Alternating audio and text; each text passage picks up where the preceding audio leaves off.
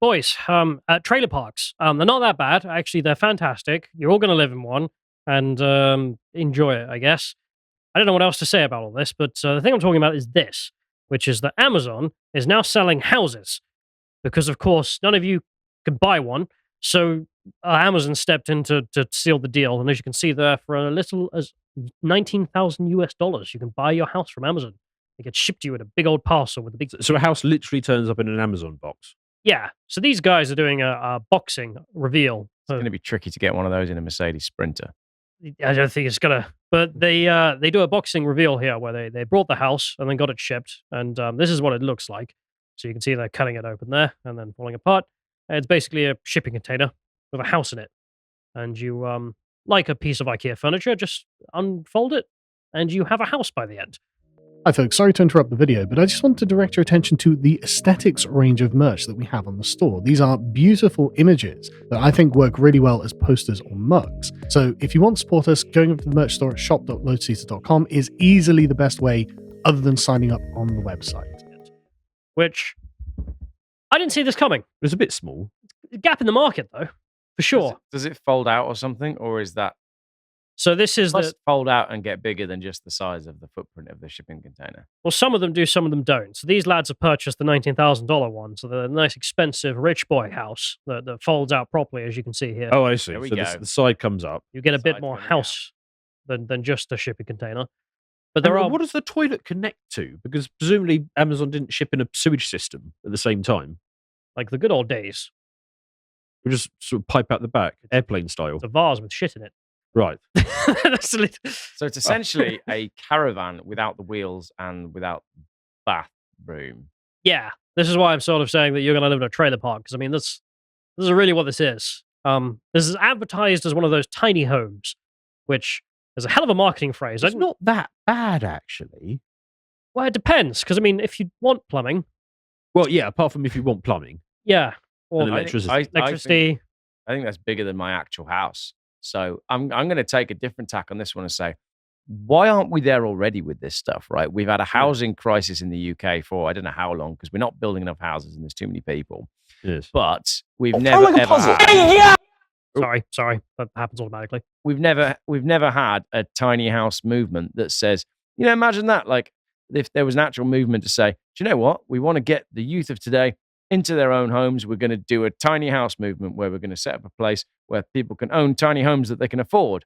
But there's no desire within government for people to own homes that they can actually afford, is there? That's the problem. Oh, on Brokenomics, I sat down with a couple of housing developers a while ago, and they went through all the requirements that they're forced to do. Yeah. So cheap, small homes are just unviable. It's exactly the same Yeah. on the car thing, and we Yeah. could say, why aren't we having a big push to electric cars? Why aren't we moving to small, affordable electric cars that do the job and get people around? Because there's no money in it, and therefore there's no desire to do it. I'm all for tiny houses. I would love the government to come out with a scheme and say, right, Geoff, you can have a tiny house, you can have a plot of land, you can have some plumbing, you're allowed to live in it, because it would cost hardly any money. But what they want me to do is go and get a massive mortgage for a house that's £250,000, so I have to work for the next 35 years to pay for it. But there is also the obvious point of who wants to live in a trailer park, which is not the popular option. Most people wanted a house, which I can understand. So, Yeah, but people have given up on that, haven't they? well, this is where Amazon have come in, I guess, because they've realized there's a market of those who've given up, and here we are. No, I feel like the trailer park thing should make a comeback. I mean, if you've, the American trailer park, all right, it gets a bad rep, but if everybody could just behave and get on nicely, you could have a really nice community of people living close by. Community spirit, we could have that instead of everybody trying to get a £500,000 house with a big wall and a gate round it. What we need is more community, and for that we need smaller houses. There's a very big if. Yes. Yeah, I'm not too keen on putting my money on that if, I'll be honest. But some people did respond to this by mentioning that maybe Hammond was onto something with his tiny home, which wasn't called that at the time, but there we are. There's an artist's interpretation. Or a photograph. Have you done that yet on your channel, Geoff? I've done many things on the channel, but I've not yet done a camper van. No, I've chopped the roof off a Volvo. I've turned a Citroen into a sand pit. But no, I think maybe that needs to be the next thing. I need to make the tiny home on the back of some form of vehicle. That's how we all live. But it turns out on Amazon.com, or at least the USA version, because they're not available in the UK, which is where they're most needed. So, rip. Yeah. Instead, you'll have to go to the US version. And as you can see here, Most of the things that come up when you type in tiny home are obviously kids' toys for 20 buckaroos. But there are 3 options here where we can see, and I suppose I'll click through them. So we'll start off with this one. I think this is the one the boys brought in that video, which is a little more than 19,000. It's 21 grand there. You can see the interiors. Yeah, it's fine. Nothing wrong with that. I mean, it needs some plumbing, obviously. Otherwise, again, I mean, none of it works. But there we are. It's a TikTok. Of course, it's a TikTok. Gen Z are going to live in these, and they're going to have TikTok adverts for living in them. Have Gen Z not ever seen static caravans? Well, I feel like if they saw static caravans, their minds would be blown. Yeah, probably. But they're more expensive than this. But here we are. This is the TikTok review. Look, I'm mildly worried that the walls fall down when it gets windy. there's probably also a big issue with insulation. I'll be frank. Probably Yes. not the most energy efficient of way of living. I think you're right, Frank. So there we are. That's the home. That's one option. That's 20 by 19 feet for that one. Okay, so you've got 2 options. Option 1 is move to a warmer country where the insulation is less of an issue. Option 2 is shrink yourself down so you can go in one of those other tiny houses that you pulled up on Google Images then. Yeah. You pulled up that one and it was a child's toy, and I was looking at it thinking, I want to live in that. Well, there are some cheaper options because that gives you a selection. But then there's this one. This is number 2, which is purely made of wood, which you can see here. And there's some CAD designs, I presume, there. Again, are Gen Z familiar with sheds? Probably not. But there we are. There's the end version. There's only one image of that, but 12 grand for that. That's a big shed with windows. It is indeed. Which I know, mean, people used to look at that. there is an even cheaper option if you want a free home, and that's you work on your Albanian accent, and then you go down to Kent, and you just wait for a boat to stop, and you just mingle in. I was thinking this as I was watching a more recent podcast of yours. Yeah. How does it work? If we go over there and then come back, you throw your passport away, come across on a boat, at what point do you get to choose your hotel? Because some of the hotels are or were quite nice. I mean, where would you get? Probably not the one in Wales with the tunnels and all the angry people outside. Yeah. But I mean, there's a couple in Worcester and there's nobody complaining outside that, and that's near my house.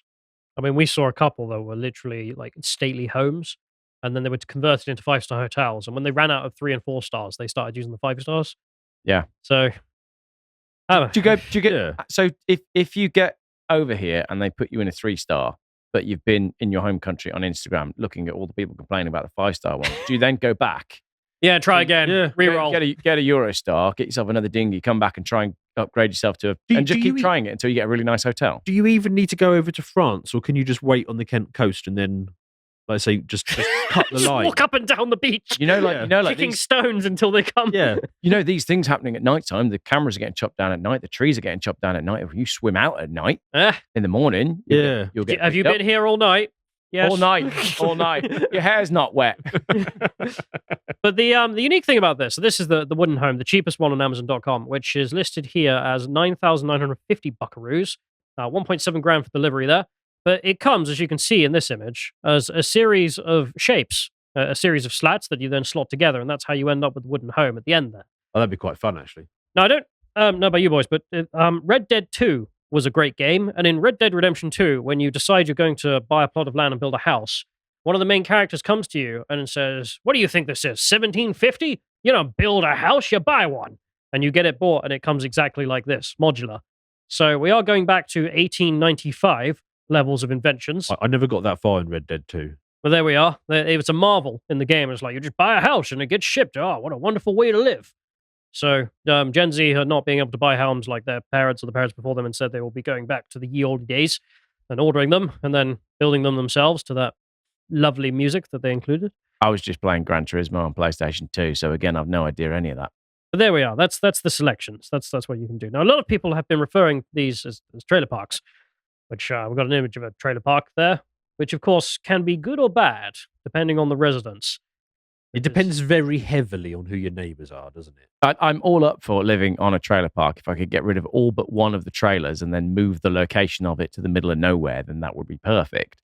Yeah. But in the UK, there is absolutely zero political will in having affordable houses that work for people. Because again, the problem is for a lot of people, let's say you set up a situation where you can have an house of some sort, be it a trailer park or one that you buy off Amazon, and you can afford to live in it and have it put where it is for £30,000. People would just work less because they'd go, hold on a minute, I've paid for my house. What we're doing all this work for? And also the rest of the house prices would come down because there's no longer demand. Exactly. It would So ruin the entire economy because that's what But you say there's no political will for cheaper houses. I think it's the opposite. There is a political will to keep houses as expensive as possible.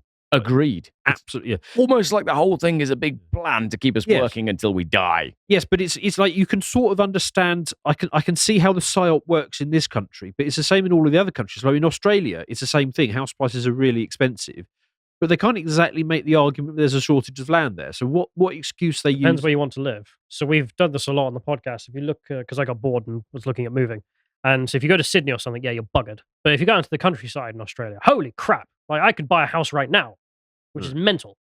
Just because as soon as you get out in the middle of nowhere, there's no demand. So the houses are cheap as bugger. Like I found one for what was it, 100,000 USD?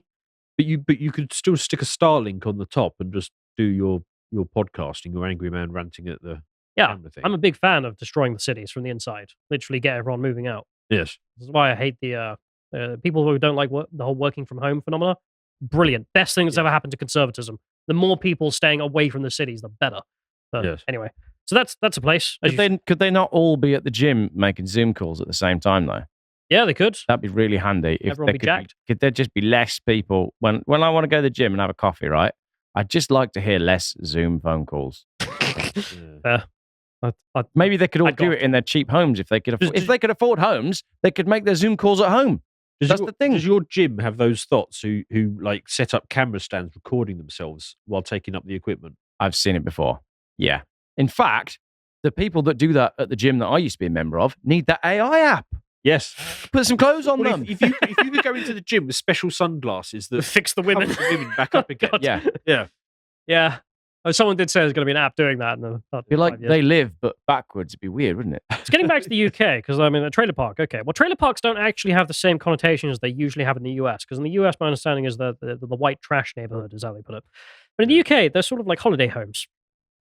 Because I mean, I looked here, for example. Much of my holidays were cheap holidays where you go and stay in a trailer, which were nice. I lived in one of these for 2 years, but don't tell anyone.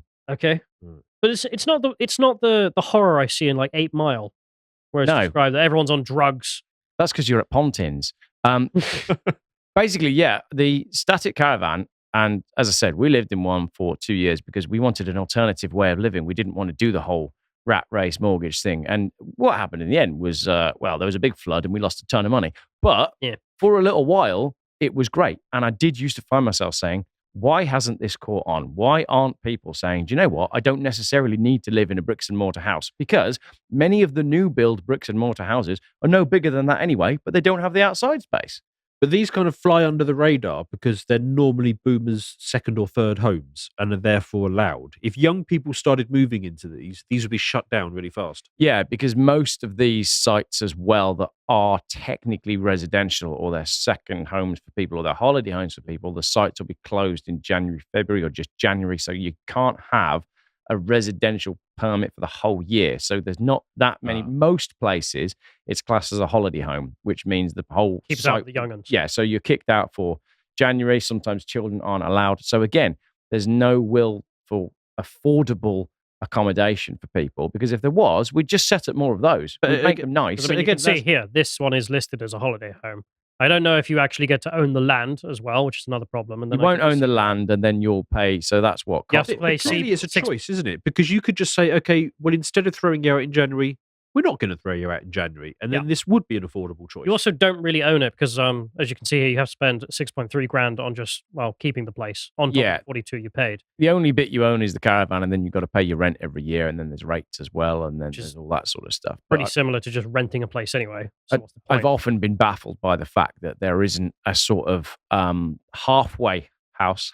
See what I did there? There's not like a halfway point between living with your parents and then buying an actual bricks and mortar property. There should be Yes. something in the middle for Yes. those of us that don't necessarily want to live in a bricks and mortar property. You know, there's a lot of people that live in camper vans. There's a lot of people living in vans and doing the van life thing and touring and all that sort of stuff. But there's nothing in between. Yes.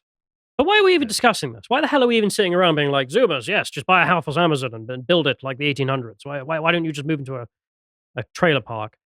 Because I feel like this is, we're dealing with reality and trying to find a solution.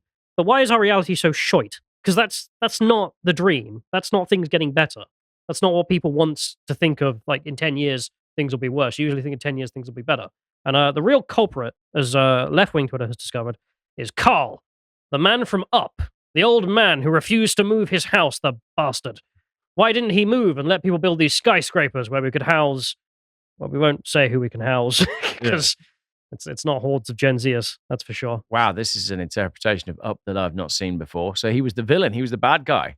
Yeah. We are facing a housing crisis. He assaulted brave developers and construction workers working to bring housing to the masses. The masses of where? Yes. Not England. No. Or their people. Other people. Eritrea. Can I see some replies on this one? Scroll down a little bit. Let's see what people actually say. He's a Georgist hero because he likes the architecture. Okay. He only moved because the developers forced him to after he assaulted a construction worker. I think assaulting construction workers pretty clear cut makes him a NIMBY, not in my backyard. Yeah, again, like backwards way of interpreting the problem. Yeah, it's interesting, isn't it? Because you can do this on the whole immigration thing as well. Because you can say, well, at some point, one of our ancestors immigrated from somewhere to get to the place that we ended up. So everyone's an immigrant from somewhere. So, like, how do you then resolve all of these arguments that we've been talking about? Because everybody came from somewhere and everybody's got to live somewhere. I think the answer is there's too many people, and what we should do is we should get rid of lots of the population with various schemes that are not going to go into. Well, there's an offer, isn't there? Because a lot of people responded, obviously, to this being like, oh, come on, just build loads of skyscrapers. Why are you moaning? Because that's crap. No one wants to live like that, and you know it. Quite like but the there is grassland. plenty of brownfield sites that could be used, but we're just not allowed to. Potentially, there's all sorts of problems. But the fundamental one, I think, is the one we've always talked about, which is you literally can't build enough houses for the demand. And this is Canada finding out what we found out from 1997 onwards. Them very recently have gone through massive immigration figures as well. And then are realizing, that's really killing the rental prices, huh? Now that's really hurting the house prices, huh? And now no one can afford to buy anything. Yeah. The massive increase in demand, weirdly enough, if you don't change supply, affects demand. Well, the numbers are very simple. We build 200,000 houses a year, and we import 700,000 people a year. I went to school and did maths, yes. And I know that doesn't work. Well, yes, because the 700 is bigger than the 200. Yeah, I'd work that bit out. Yes, that's the key. I mean, once you've got that, yeah. And then you have the same with the Canadians there. Vacancy rates falling. Are there any options for us getting a dinghy and going the other way? Is there anywhere worth going that's like not here? Well, that's the no one else is as stupid as us. But that's the really weird thing about the set of incentives we've got these days. The incentive for young people is to leave the country. Yeah. And the incentive for everybody else in the world is to come here. Like, why have we ended up with those incentives? I think that's called the Great Replacement. Well, yes. Well, yes, there is that. Yes. So Elon Musk... edit that out. No, we'll leave that in. Elon Musk has been saying exactly that, which is him talking about mass immigration, just saying, well, it's destroying everything. And even he said this is a contributing factor to housing prices. Because if you're an illegal in New York or California, you should be deported immediately. That should be the law. But instead, what happens is that you get access to bank loans, mortgages, insurance, driver's license, and free healthcare, and state tuition for college. And he makes the great point of, why the hell would you give them the same benefits you give a citizen? Because then there's no benefit to being a citizen. Which is exactly what we're saying about going across, getting a boat, coming back and checking in again. You basically reset. You go at a different point, don't you? So you come back in as an immigrant and then you get all that. So I got to ask the question, which is, is this going to change? Because this is why the reality is so bad. But is this going to change? So, will people take responsibility for what they've done? Well, I have the immigration minister here telling us that the asylum system is broken and he wants someone to do something about it. The immigration minister wants someone to do something about immigration. Yes. If only him. If only there was some sort of job role in government that did that sort of thing. If only he had, 300 and something friends who also were in the same parliament as him, in the same party, with the same views. And they could, form a government and then vote laws. You'd think he'd be ideally placed to be doing something about it, wouldn't you? Really? But this goes back to my last segment of the absolute theatre of our political system. It's just such bullshit at this point, because what happens at the election times is the Tories pretend to be running in opposition to themselves. Yes. And the Labour Party pretend to be different from the Tories. But everybody can see that, no, it's just an elite who does whatever the hell they want. I had a bit of a busy day yesterday, and I think I missed some things that happened in the world. But did we also have a situation in politics recently where Keir Starmer publicly bet Rishi Sunak £1,000 over something? That was Piers Morgan. Was it Piers Morgan? Yeah. I thought He it bet was. that he wouldn't get anyone on the flights to Rwanda before the next election. And Rishi Sunak was like, I'll take that bet, which was, it's only £1,000. What does he care? Can we quickly talk about this flights to Rwanda thing? Right, I know next to nothing about it, and It's I know pantomime. that the whole thing is panto. Yes. All of it. Yes. Because it doesn't work. I mean, Yes. we have the immigration minister being like, oh, if only someone would do something. I wish how did that conversation happen? When they were sat in a room going, do you know what? We need to work out this. We've got to start deporting people. And they're all sat around. It's probably in an evening, aren't they? They're all having a drink. What should we do? We could put them up in some affordable housing. And someone's there been like, you know what we could do? Put them on planes to Rwanda. And they've all been slapping their legs, been like, that's a ridiculous idea. You'll never make that fly. Because when you get into the details of that Rwanda deal, Rwanda can send us the same amount of people that they don't want here. Brilliant. So it's an exchange scheme. Yes. Rwanda's warm and sunny most of the time, right? Yeah. Yes. We saw the hotels they were going to send them to as well, and they're very nice. So what have I got to do? I've got to go across to France to get a dinghy to come across here or go out. Get a free holiday to Rwanda. Pretend that I'm paddling and have been there all night to then get put up in a 3-star hotel to go and do it again, to come back 4-star, go and do it again, come back 5-star. How do I eventually get on the plane to Rwanda? Imagine being mad that you got the 5-star. I was promised sun. Anyway, but there's that. No, nothing is going to change. So get building, boys. You can go find your wood slats, get the music on your phone from Red Dead, and get working. But if you're in the UK, I probably don't think so, because I also tried to just find some land where I could put my caravan in Swindon, and found this. How much is that? I can't see that. It's £100,000 £100,000. for this plot of land. Right. Did you get the Mitsubishi with it as well? No, I don't think so. Damn. But look at that piece of land. You could get those Amazon houses. You could divide that up into like at least 10 plots. Oh, you're speaking like a housing developer now. Yeah, but I'm saying, We look, could that green building there, you could put a shower block and a little kitchen unit in there, right? And then you could divide it up into 10 blocks, and then a bunch of 10 friends could chip in. So it would be 10 grand each plus another 20 grand for the pod. So you've got a 30 grand, your own house. You'd have to share a kitchen block and a shower block. But otherwise, 30 You're missing grand. the key point. What? Permission. Well, yes. Mm. Yes. That's the one thing that you wouldn't get. So even if you did this, I mean, you're stocking up 100 grand for the land, then 40 grand for the caravan, and then you're going to get the permission, which just isn't going to happen. Let's be real. So there we are. Because there was a time, wasn't there, in English history where you just have the common, and Yeah. you still have them scattered all over the country. We'll have what's called a common, but it used to be common land that people could just use. Not anymore. But that's my point. There's a reason this is only being sold on Amazon USA, not UK, and probably never will be. The UK is buggered in this regard.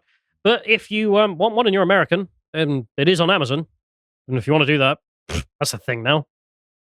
If you appreciated that episode from the podcast of the Lotus Eaters, you can go to lotuseaters.com to get access to all the premium content that's on the site, such as the Epoch series, this episode on Henry III, Part 2. If you'd like to find out what else is being put out, you can follow on Twitter at lotuseaters_com on Twitter. Thank you and goodbye.